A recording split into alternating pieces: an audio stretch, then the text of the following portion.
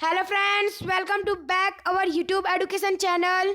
इस वीडियो में मैं आप लोग के साथ बात करूँ स्टैंडर्ड 8th एसएस का chapter number 5 education and social system during the British rule. ब्रिटिशों के शासन के समय पढ़ाई और सोशल सिस्टम के बारे में आप लोग को यहाँ पे बात की जा रही है। तो स्टार्ट करते हैं हमें चैप्टर। इस चैप्टर में आप लोग को एजुकेशन के बारे में बताया जा रहा है और यहाँ पे आप लोग को इंट्रोडक्शन दी गई है। In the ancient India there were world famous universities education institution like Takshashila, Nalanda, Vallabhi, Vikramshila etcetera.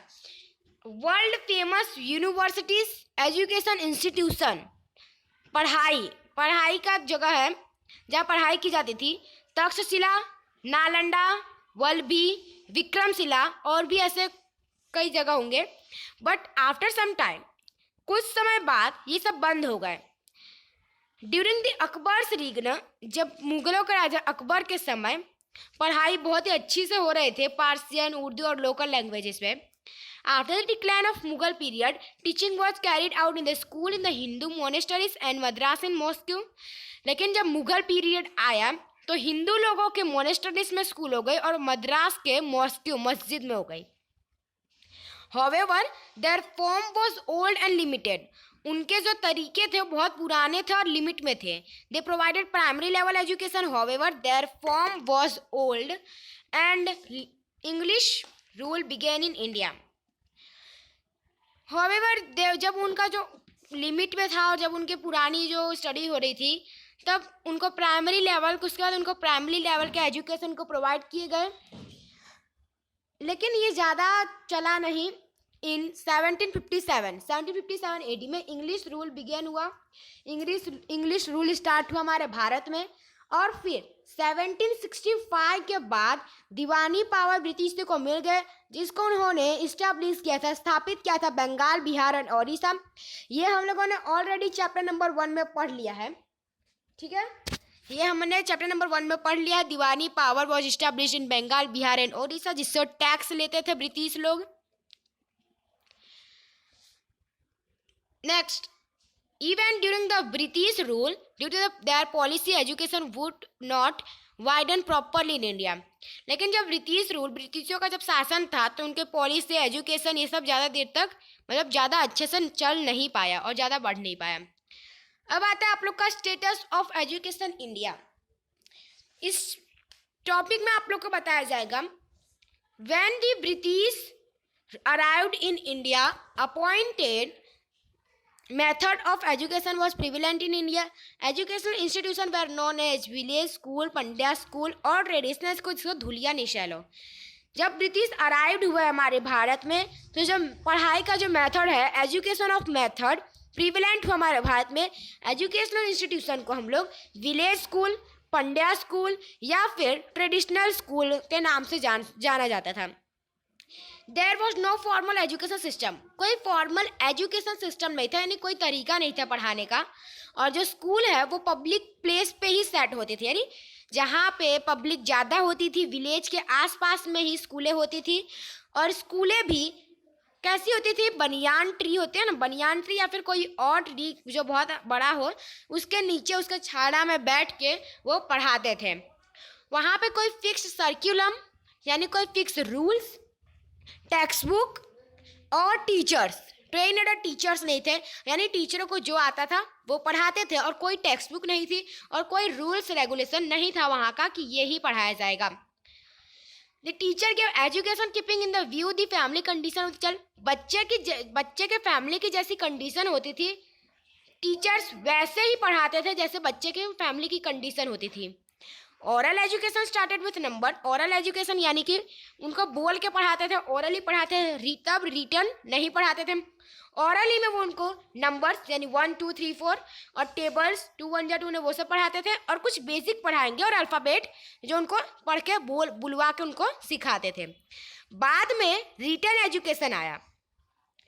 सबसे पहले उनको ओरल पढ़ाते थे, बोल के पढ़ाते, इसके बाद लिख के पढ़ाने लगे। रिटर्न एजुकेशन आ गया बच्चों के लिए, लेकिन सबसे ज़्यादा फोकस ओरल एजुकेशन में ही दिया जाता था और टीचर उनका कोर्स खुद डिसाइड करती थी कि उनको क्या पढ़ाना है।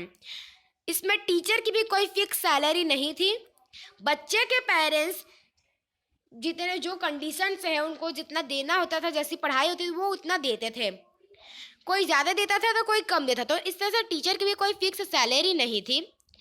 दी student parents paid the teacher according to the financial status के अकॉर्डिंग टीचर्स को पेरेंट्स, स्टूडेंट के पेरेंट्स फीस पे करते थे। More emphasis was laid on the oral education, ज़्यादा से ज़्यादा ध्यान ओरल एजुकेशन में दिया जाता था। कोई अरेंजमेंट नहीं थी स्कूल स्टूडेंट के लिए कि ये स्टैंडर्ड इस वक्त इस समय आएंगे, इस वक्त में बैठेंगे या इस क्लास में पढ़ा था, ऐसा कोई अरेंजमेंट नहीं था।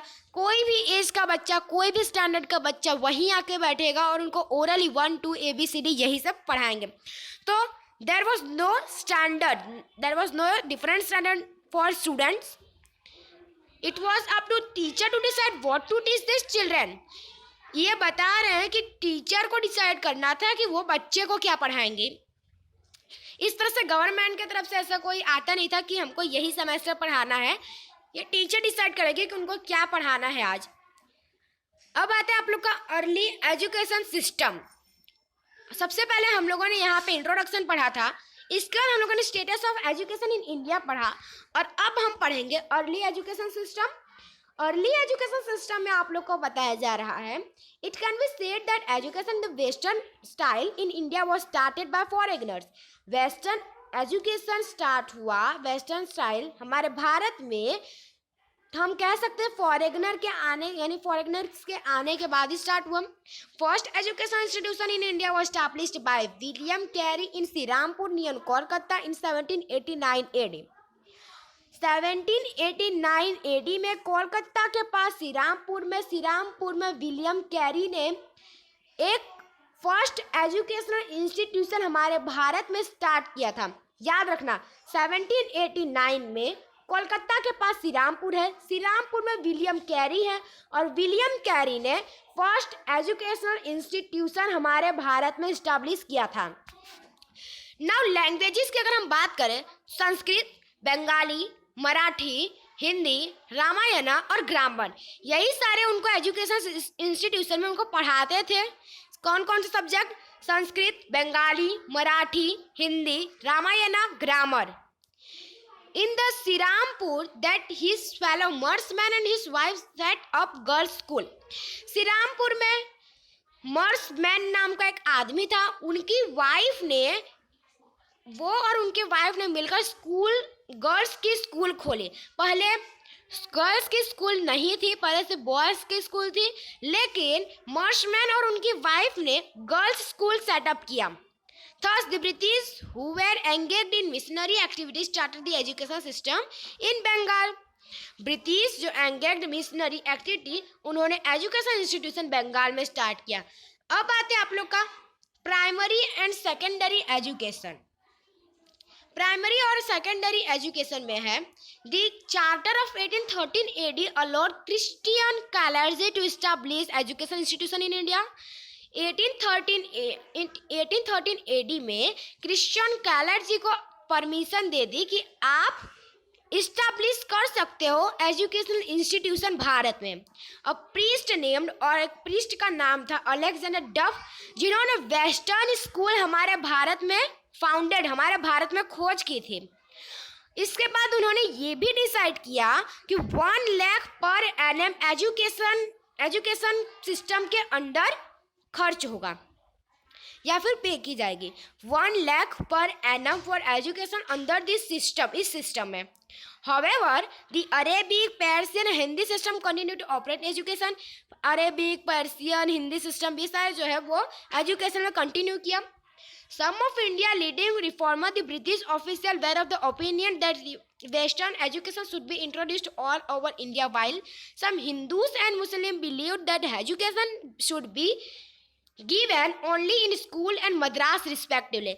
लेकिन यहाँ पे जो हिंदूस और मुस्लिम लोग जो थे वो ऐसा बिलीव करते थे, वो ऐसा मानते थे कि एजुकेशन जो है, पढ़ाई जो है वो ओनली फॉर स्कूल में या फिर मद्रास में होनी चाहिए, मदरसेस में होनी चाहिए। During the time William Bentinck the east India Company process toward imparting Western education under the Charter of 1833 AD. 1833 AD में western education under charter William Bentinck ने ईस्ट इंडिया कंपनी प्रोसेस किया. एज अ रिजल्ट इसका result क्या है? English education began in India in 1835 AD. 1835 AD में English education start हुआ हमारे भारत में. फ्रॉम द टाइम उस समय British policy became clear that financial aids would be provided to promote English education only. British policy ने ऐसा कहा उस समय कि वो सिर्फ इंग्लिश एजुकेशन को ही प्रमोट करेंगे, उनको ही फैसिलिटीज प्रोवाइड करेंगे, उनको ही फाइनेंशियल एड्स प्रोवाइड करेंगे. उन्होंने क्लियर बोल दिया. ब्रिटिश लोगों ने बोला कि हम सिर्फ इंग्लिश एजुकेशन को ही प्रमोट करेंगे, बाकी कोई किसी भी एजुकेशन को हम प्रमोट नहीं करेंगे. In 1854 AD Wood's despatch call for adopting a European education system instead of the Indian education system in India. 1854 AD में वुड्स डिस्पैच नाम का एक आदमी था जिसको उन्होंने कहा for adopting a European education system को अडॉप्ट करने के लिए instead of Indian education system in India. The credit for starting English education in India goes to William Bentinck. इसके बाद इंग्लिश एजुकेशन सिस्टम जो है वो स्टार्ट हुआ हमारे भारत में जो विलियम बेंटिंक के पास गया. आफ्टर 1835 AD के बाद English education spread in most part of India including Calcutta, Bengal, Mumbai, Madras, Chennai, north India, Punjab, west India. 1835 में एजुकेशन इंस्टीट्यूशन जो है वो फैल गया भारत के कई हिस्सों में. और इसमें कौन कौन से पार्ट रहता है तो देख लेते हैं. कलकत्ता जिसको बंगाल कहते हैं, Mumbai, Madras, north India, Punjab, west India, ये सारे इसमें इंक्लूड हुए. Yet the old traditional education style still survived in the village and towns. और पुरानी जो ट्रेडिशनल एजुकेशन थी वो विलेज और टाउन शहर तक की सर्वाइव हुए. As the importance was given to English educated people in job India old education institution began to decrease. और इसके बाद पहले की जो एजुकेटेड थी वो पुरानी जो एजुकेशन इंस्टीट्यूशन थे वो धीरे धीरे कम होने लगी, धीरे धीरे डिक्रीज होने लगी due to the effort of Elphinstone in Mumbai. Elphinstone जो मुंबई में, मुनरो इन मद्रास में और थॉमसन इन नॉर्थ इंडिया में. The number of school and colleges increase greatly. ये सारी जगह पे बहुत स्कूल और कॉलेज बढ़ने लगे, बहुत ही अच्छे से और बहुत ज़्यादा बढ़ने लगा. क्या बनने लगा? स्कूल और कॉलेज बनने लगा. कहाँ बनने लगा? एल्फिनस्टाइन मुंबई में, मुनरो जो मद्रास में है चेन्नई में, थॉमसन जो नॉर्थ इंडिया में है. अब primary education increase significantly in Uttar Pradesh. अब प्राइमरी एजुकेशन सिस्टम भी इंक्रीज होने लगा, वो भी पढ़ने लगा उत्तर प्रदेश की ओर.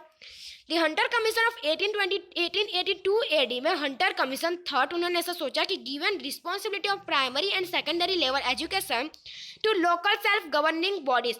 हमको प्राइमरी और सेकेंडरी लेवल के जो एजुकेशन है उसकी जो रिस्पॉन्सिबिलिटी है हमको लोकल सेल्फ गवर्निंग बॉडीज को हमको प्रोवाइड कर देनी चाहिए, जिससे जो एजुकेशन है वो बहुत ही अच्छे से चल पाएगा और बहुत ही ज़्यादा फैलेगा. नॉट ओनली दिस, यही नहीं, the commission recommended to spend a certain percentage of provincial revenue on education.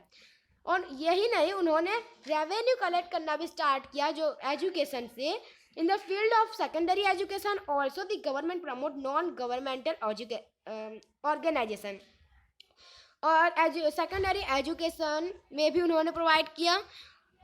इसके बाद गवर्नमेंट ने सब नॉन गवर्नमेंटल ऑर्गेनाइज को भी प्रमोट किया. लिबरलाइज्ड द रूल्स, उनके जो रूल्स थे जो बहुत ही ज़्यादा कड़क थे, उनके रूल्स जो बहुत ही ज़्यादा स्ट्रिक्ट थे उसको थोड़ा लिबरलाइज कर दिया. लिबरलाइज का मतलब होता है थोड़ा सा कम कर दिया. जो रूल्स थे वो बहुत ही ज़्यादा स्ट्रिक्ट थे उसको थोड़ा कम कर दिया. And allowed the establishment of libraries and collection of fees. और उन्होंने लाइब्रेरीज इस्टेब्लिश किया और लोगों से जो बच्चे पढ़ने आते उनको फीस भी उन्होंने कलेक्ट किया, जिससे वो सेकेंडरी एजुकेशन को डेवलप कर सके. अब आता है the Sadler commission appointed in 1917 में सैंडलर कमीशन अपॉइंट हुआ. Made the provision to import education up to secondary level in regional language और मदर टंग। इसका तो उन्होंने ऐसा सोचा है कि उनको रीजनल लैंग्वेज में या फिर मदर टंग, उनकी जो मदर टंग होती है, जैसे गुजरात की मदर टंग गुजराती होती है, यूपी की हिंदी होती है, काठियावाड़ी गुजराती काठियावाड़ी उनकी भाषा होती है, तो उसी भाषा में उनको पढ़ाया जाए जिससे उनको अच्छी तरह से समझ में आएगा। After the Monsters-Chelmsford Act of 1990, the Department of Education was given to elected representatives for the development of primary and secondary education in the provinces। और इस तरह से उन्होंने प्राइमरी और सेकेंडरी एजुकेशन प्रमोट किया। From this point of view, the British tried hard enough to give only basic education to the Indians just to get cheap clerk, but no vital arrangement was made for education of science, technology and skill development। इतना ही नहीं, British के लोगों ने ये भी ऐसे उन्होंने कोशिश की कि कम से कम सिर्फ उनको बेसिक एजुकेशन जो बेसिक है वही पढ़ाया जाए, साइंस टेक्नोलॉजी और स्किल ये सब की उनको जानकारी नहीं दिया जाएगा। वो उनको सिर्फ इतना ही पढ़ाया जाए कि वो थोड़ा बहुत इंग्लिश समझ सके, बस।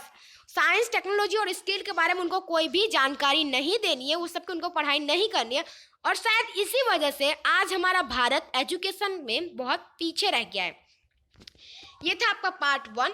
पार्ट 2 में हम लोग higher and technical education start करेंगे। वीडियो अच्छा लगा लाइक कीजिए, सब्सक्राइब कीजिए, कमेंट कीजिए। मिलते हैं। जय हिंद, जय भारत।